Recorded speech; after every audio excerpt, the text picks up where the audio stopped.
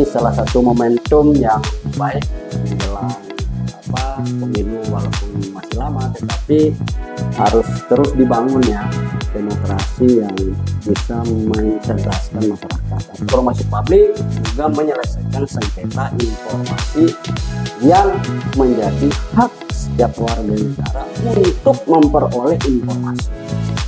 Di Bawaslu juga masyarakat boleh tahu tentang informasi apa saja yang boleh diminta oleh masyarakat di Bawaslu ini.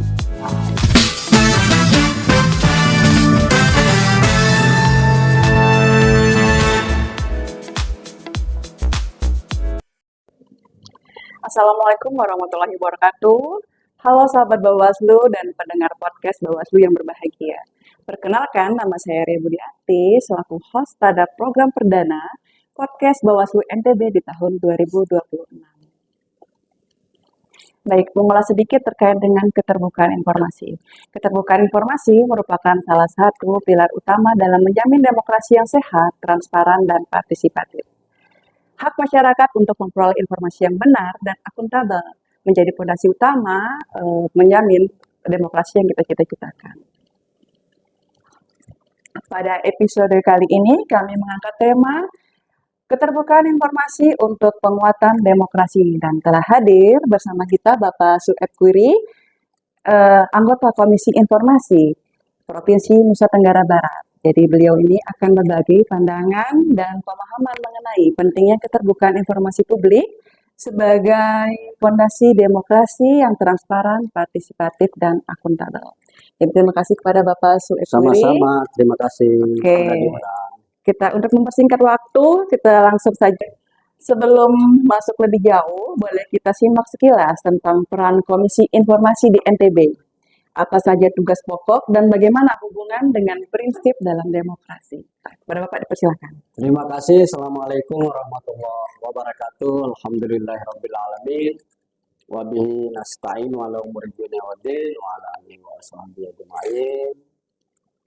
Puji syukur hanya kepada Allah Subhanahu wa taala, di siang hari ini saya bisa berjumpa dengan Mbak Ria yang cantik menjadi host perdana di acara podcast Bawaslu Provinsi Nusa Tenggara Barat. Ini salah satu momentum yang baik menjelang pemilu, walaupun masih lama, tetapi harus terus dibangun ya demokrasi yang bisa mencerdaskan masyarakat atau memberikan informasi kepada masyarakat. Salam dan salawat hanya tercurah kepada junjungan alam besar Muhammad Sallallahu Alaihi Wasallam. Maria, kalau bicara tentang tugas pokok atau fungsi dari Komisi Informasi, hampir sama dengan apa yang menjadi tugas dan fungsi komisi lain, ya mau KPU, Bawaslu, itu semua berpedoman pada undang-undang yang ada. Kalau di KI kan ada Undang-Undang Nomor 14 tahun 2008 mengatur tentang bagaimana fungsi, kewenangan, tugas Komisi Informasi. Nah, secara umum atau gambarannya bahwa tugas pokok KI itu ada dua sebenarnya, Mbak Ria. Yang pertama itu menjalankan peraturan yang ditetapkan oleh Komisi Informasi, yaitu diantaranya yang sudah berjalan sejak 20 tahun terakhir ini, yaitu Undang-Undang tentang Keterbukaan Informasi atau Standar Layanan Informasi Publik. Itu Perki nomor 1, yang terbaru ini Perki nomor 1 tahun 2021 tentang standar layanan informasi publik. Nah, itu mengatur bagaimana KI itu melakukan monitoring dan evaluasi. Nah, monitoring dan evaluasi itu bukan saja badan publik yang ada di tingkat provinsi. Yang vertikal juga begitu. Nah, dulu kan kita pernah melakukan monitoring evaluasi terhadap penyelenggara pemilu, KPU, Bawaslu. Masih ingat enggak? Bawaslu itu hampir menjadi informatif pemenang pertama, cuman kalah sama KPU sedikit gitu. Nah, itu artinya apa? Bawaslu itu sudah menjalankan amanat undang-undang untuk bagaimana masyarakat itu tahu tentang pemilu. Nah, itu. Yang kedua, tentang perintah undang-undang itu yaitu menyelesaikan sengketa informasi. Nah, dulu ada juga orang atau masyarakat publik meminta sengketa informasi atau mengajukan permohonan sengketa informasi terkait dengan pemilu. Nah, itu sempat kita sidangkan itu tentang sengketa informasi pemilu. Karena itu ada perintah di Peraturan Komisi Nomor 1 Tahun 2018 tentang standar layanan informasi penyelenggaraan pemilu dan pemilihan. Pemilihan itu termasuk kepala daerah ya. Nah, itu yang diatur juga oleh Komisi Informasi dalam peraturannya. Itu dua tugas itu yang kami jalankan Mbak Ria di Komisi Informasi, selain melakukan monitoring evaluasi, sosialisasi keterbukaan informasi publik, juga menyelesaikan sengketa informasi yang menjadi hak setiap warga negara untuk memperoleh informasi. Di Bawaslu juga masyarakat boleh tahu tentang informasi apa saja yang boleh diminta oleh masyarakat di Bawaslu ini. Nah, itu diatur juga di dalam Peraturan Komisi Nomor 1 Tahun 2018 itu Mbak Ria. Itu Mbak Ria secara singkat. Kalau panjang nanti tambah waktunya kan gitu lah. Baik, bagaimana nih kalau kita bahas mekanisme? Nah, jadi bagaimana jika mekanisme masyarakat yang mengalami kesulitan mengakses informasi pemilu? Apa peran Komisi Informasi dalam mengatasi masalah tersebut? Nah, ini pertanyaan bagus Mbak Ria ini. Jadi, apa masyarakat selama ini tidak bisa mengakses informasi terkait dengan pemilu? Nah, kalau lembaga atau badan publik seperti Bawaslu, KPU ini sudah informatif, pasti masyarakat mudah mengaksesnya. Kenapa saya bilang mudah? Karena sudah tersedia semua akses yang ada di websitenya Bawaslu. Masyarakat mau tahu peraturan Bawaslu, itu perintah undang-undang Maria. Pasal 9, 10, 11 di Undang-Undang Nomor 14 itu tentang menyampaikan informasi secara berkala.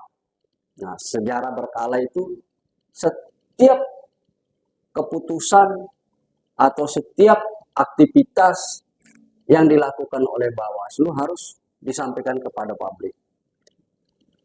Informasi setiap saat, setiap pengambilan keputusan, rapat, diskusi, dialog, apa saja yang dilakukan oleh Bawaslu itu disampaikan kepada publik. Termasuk podcast ini kan salah satu penyampaian informasi, walaupun belum ada pemilu, Bawaslu melaksanakan sebuah kegiatan sebagai cara menyampaikan informasi. Ya, tentang prosedur ada namanya SOP, standar operasional petunjuk ya. SOP-nya di Bawaslu ini ada tata cara permohonan informasi kan Mbak Ria ya. Itu sebagai salah satu penilaian dari kami. SOP-nya itu masyarakat datang memohon, boleh melalui surat, boleh melalui online, ya kan, baik WA maupun web mengakses. Ada surat tanda terimanya, ada surat permohonan informasinya. Kalau tidak dengan surat, dengan melalui WA grup. Bawaslu kan sudah punya WA grup ya. Masyarakat boleh mengakses di WA ini atau telepon ini atau di nomor emailnya ini, emailnya ini boleh dikirim permohonan informasinya. Nah, selama 14 hari informasi itu masyarakat minta, kalau Bawaslu tidak menanggapi atau memberikan jawaban, masyarakat boleh mensengketakan. Ternyata yang saya mohon ini tentang data pemilih. Sementara Bawaslu tidak ngasih karena itu dianggap data yang dirahasiakan atau dikecualikan. Bawaslu itu boleh mengatakan data itu dikecualikan kalau sudah melakukan uji konsekuensi namanya, Mbak. Jadi tidak boleh Bawaslu itu semena-mena atau semaunya mengatakan itu nggak boleh saya kasih karena itu data yang dikecualikan. Nah, data yang dikecualikan itu apabila dilakukan uji konsekuensi oleh para pihak. Bawaslu undang orang yang pakar, apa data ini saya beri. Nah, itu daftar pemilih sementara atau daftar pemilih tambahan. boleh ya masyarakat mengakses. Kalau Anda mau soft file, ya Kak Bawaslu boleh sediakan soft copy Ya. yang itu cara memberi akses kepada masyarakat itu Mbak Arya, kepada masyarakat yang meminta informasi. Itu contoh. Informasi apa lagi? Informasi tentang apa kegiatan Bawaslu selama ini. Boleh masyarakat tahu gitu. Lewat mana? Lewat mana saja yang disediakan oleh Bawaslu, yang baik yang ada di media sosial maupun di media yang lain yang setiap saat disampaikan kepada publik. Nah, itu salah satu cara tidak menghambat akses informasi kepada masyarakat. Karena masyarakat itu seperti yang dikatakan oleh Mbak Ria tadi, itu salah satu ciri demokrasi adalah memberikan akses informasi kepada masyarakat untuk terwujudnya penyelenggaraan pemerintah maupun penyelenggaraan apapun, termasuk penyelenggaraan pemilu, agar tercipta pemilu yang bersih, jujur, adil.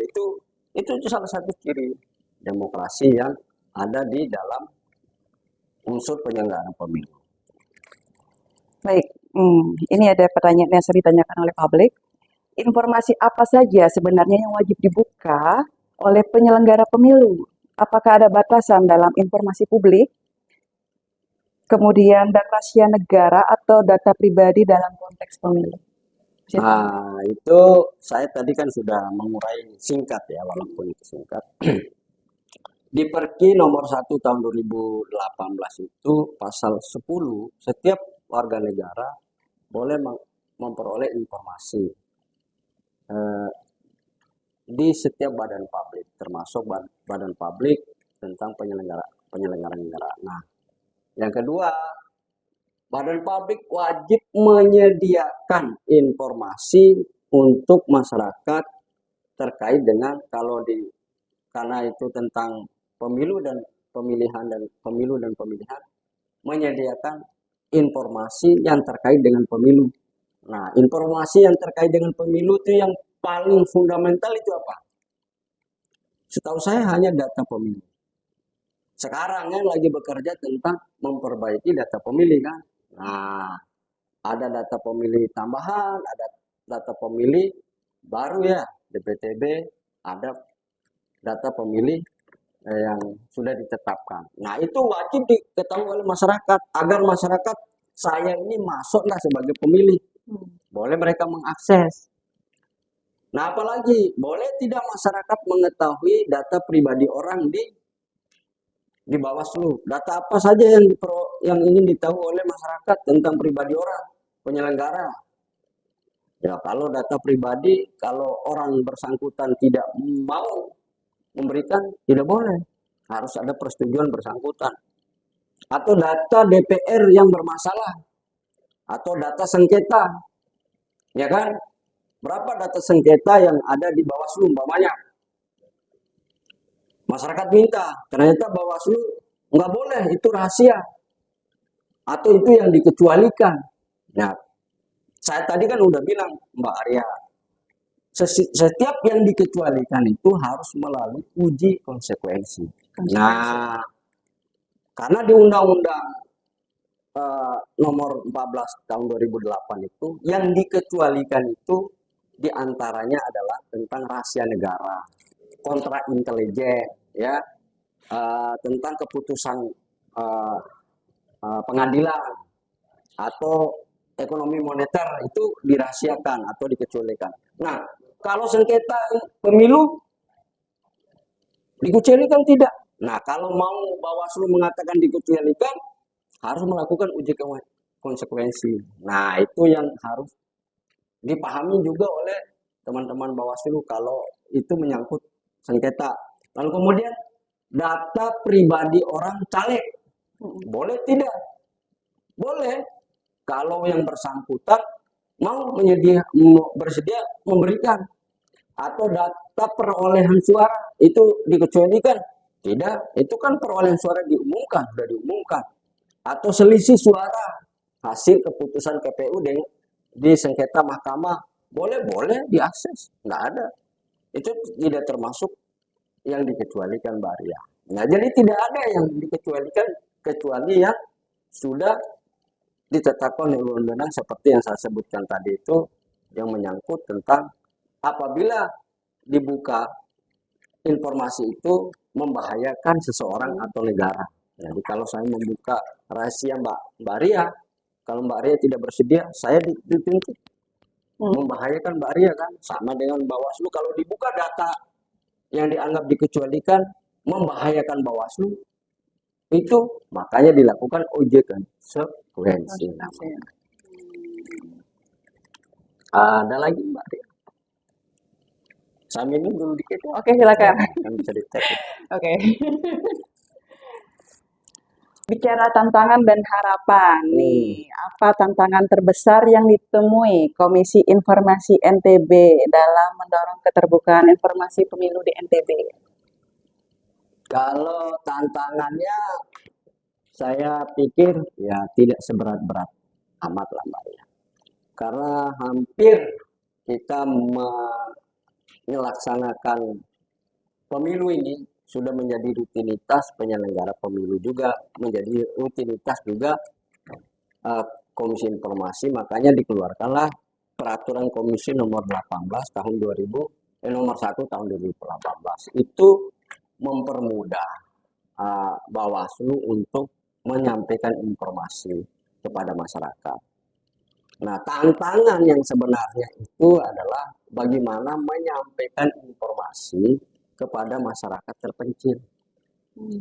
Kan tidak, ya walaupun di NTB ini hanya beberapa desa yang belum ada jaringan internet, blogspot itu kan, tetapi kalau Bawaslu punya jejaring sampai ke bawah, di tahapan pemilu udah pasti ya, ada Panwascam, kalau di tingkat TPS apa namanya? Pengawas TPS. Pengawas TPS. Kan bisa disosialisasikan tentang pemilu, tentang tahapan pemilu. Nah, di kabupaten juga begitu. Nah, tantangannya itu ya diantaranya itu bagi masyarakat yang ingin mengetahui, ingin dirinya masuk di daftar pemilih tidak. Nah, cara dia mengetahui saya masuk itu, makanya itulah fungsi kelembagaan Bawaslu ini sampai di jaring ke bawah itu bisa mensosialisasikan tentang keterbukaan informasi publik. Nah, itu yang pertama. Yang kedua, kami ini kan sudah bersinergi, sudah membangun MOU dengan Bawaslu, KPU, terutama Bawaslu, tentang kerjasama memperkuat demokrasi tentang pemilu. Nah, itu ya walaupun hasil diskusi kita ada hal-hal tantangan terkecil bisa kita bareng-bareng kita carikan solusinya. Di antaranya itu ya salah satu bagaimana mentransformasi cara berpikir masyarakat tentang pemilu, pemahaman kesadaran masyarakat. Nah, kesadaran masyarakat ini kan tidak cukup dengan KPU, Bawaslu, tetapi dengan KI. KI lah membangun sosialisasi keterbukaan bareng dengan Bawaslu. Nah, ini yang harus dilakukan secara terus-menerus, kontinu, Mbak Ria, agar hal-hal yang menjadi tantangan yang dianggap berat itu bisa terselesaikan. Nah, kami di Komisi Informasi sudah mengurai tugas dan wewenang Komisi Informasi sesuai dengan perintah peraturan Komisi Informasi tentang cara penyampaian informasi, ya tinggal Bawaslu melaksanakan. Kalau ada hambatan, tinggal kita lakukan evaluasi, Mbak. Evaluasinya kan hanya setahun sekali ya. Nah, evaluasi tentang keterbukaan informasi publik. Nah, disitulah kami akan menguji ada 4 indikator, Mbak, yang kita evaluasi dalam kalau dianggap sebuah hambatan itu. Umpamanya tentang digitalisasi. Apakah di Bawaslu Provinsi ini terkait dengan digitalisasi ini sampai tidak di Bawaslu Kabupaten penggunaan teknologi informasinya? Apakah dia cara menyampaikan informasinya di kabupaten ini sama dengan tidak dengan Bawaslu Provinsi? agar masyarakat mudah diakses. Digitalisasi ini kan paling mudah cara menyampaikan lewat media sosial, Facebook, YouTube, Instagram, tentang aktivitas Bawaslu, tentang keputusan peraturan Bawaslu disampaikan dari tingkat provinsi sampai kabupaten. Karena Bawaslu sudah tidak ada kecamatannya, pas pemilu baru ada. Ya. Mereka lah buatlah seperti Mbak Arya ini podcast agar tahu. Nah, itu tentang digitalisasi. Lalu kemudian sarana dan prasarana. Nah, Bawaslu ini kan udah lengkap sarana prasarananya, Mbak. Ada podcast, ada ruang tamu, ada pelayanan. Jangan karena udah belum pemilu, nggak ada petugas. Ya gimana masyarakat mau cari informasi? Ingin tahu informasi, kalau dia tidak ditemu di media sosial ya, di YouTube tentang Bawaslu, datang ke sini, tapi petugasnya nggak ada di sini. Nah, makanya itu salah satu ada ruang tamu atau ruang apa namanya ini? Ruang tunggu lah gitu. Ada petugasnya gitu. Oke, oke. Tadi disinggung sedikit terkait dengan sosialisasi antara Hmm, KI dengan Bawaslu nih. Kalau kita bahas sosialisasi lain itu nih, selain hmm. sosialisasi, ada nggak kolaborasi lain antara KI dengan Bawaslu? Oh, selama ini kan sudah banyak Bawaslu membuat kegiatan atau program tentang pendidikan uh, demokrasi untuk partisipatif, pengawas partisipatif.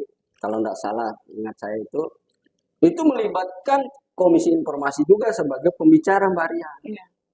Menulis buku tentang uh, pemilu 2024. KAI juga ikut terlibat. Oke. Nah, Mbak Ria buat kegiatan, diundang juga KAI. Kabupaten punya diskusi, dialog, KAI juga ikut terlibat, memberikan pemahaman tentang apa keterbukaan informasi di tingkat kabupaten sampai di tingkat kecamatan. Ingat saya itu kegiatannya itu, nah itu luar biasa. Jadi sinergi ini harus kita tetap bangun agar masyarakat terwujud hak-hak ingin tahunya tentang informasi penyelenggaraan pemilu. Nah, lewat podcast ini juga lah salah satu sarana untuk mempercepat arus informasi tentang tahapan pemilu sampai kepada pemilu 2029. Jadi masyarakat cerah dan terang tentang informasi pemilu melalui apa yang digagas oleh Bawaslu Provinsi dengan podcast seperti ini. Oke, sebagai penutup nih, yang terakhir pertanyaan untuk Bapak nih. Apa pesan Bapak untuk masyarakat yang ingin aktif mengawal demokrasi melalui hak atas informasi? Juga bagaimana cara untuk mengajukan permintaan informasi ke badan publik? Nah, ini pertanyaan Mbak Ria ini bukan saja untuk masyarakat yang sering berselancar di media sosial, tapi bagi masyarakat juga yang tidak memiliki akses untuk mengetahui informasi atau memperoleh informasi atau menyebarluaskan informasi tentang pemilu atau tentang penyelenggaraan tahapan pemilu, boleh secara langsung baik offline maupun online bisa datang ke KI atau ke Bawaslu atau bisa memperoleh informasi di Bawaslu Kabupaten Kota sebagai perpanjangan tangan dari Bawaslu pusat, provinsi, dan kabupaten. Tidak ada batasan bagi siapapun warga negara di Indonesia ini, baik yang masih sempurna kondisi kesehatan tubuhnya atau apapun, yang penyandang disabilitas saja boleh diberi akses. Itu perintah undang-undang. Jadi Bawaslu ke depan harus mengajak semua pihak untuk mempermudah akses informasi kepada masyarakat dengan cara yang sederhana, mudah, dan cepat diakses oleh. Caranya seperti ini, disampaikan kepada publik melalui salah satu informasi yang cepat dan mudah itu adalah melalui media sosial. Nah, ini yang penting, Maria, jangan dihambat oleh aturan yang bagi masyarakat harus kalau memperoleh akses informasi itu harus dengan tata cara yang sudah diatur administratifnya. Nah, kalau itu orang datang langsung, tetapi membuka akses yang mudah cepat bagi masyarakat itu melalui media sosial. Sampaikanlah informasi walaupun singkat, padat, tapi itu mudah dikenang dan dipahami oleh masyarakat. Tentang apa? Tentang pemilu, tentang demokrasi sebagai fondasi dalam mewujudkan pemilu yang bersih dan gurih tadi itu. Mungkin itu Mbak Lia dari saya, kurang lebihnya mohon maaf kalau ada salah kata, semuanya dari saya, tapi kalau ada hal yang baik itu semua dari Allah Subhanahu wa taala. Wallahu muwaffiq ila aqwamit thoriq. Wassalamualaikum warahmatullahi wabarakatuh. Baik, terima kasih atas kesempatannya Bapak. Lebih kurangnya saya ucapkan mohon maaf dan terima kasih atas kesempatannya Bapak Sueb Kwiri telah hadir pada ruang yang sederhana ini. Oke, Bawaslu terbuka, pemilu terpercaya. Semua berhak untuk tahu. Oke. Terima kasih Pak Gajota.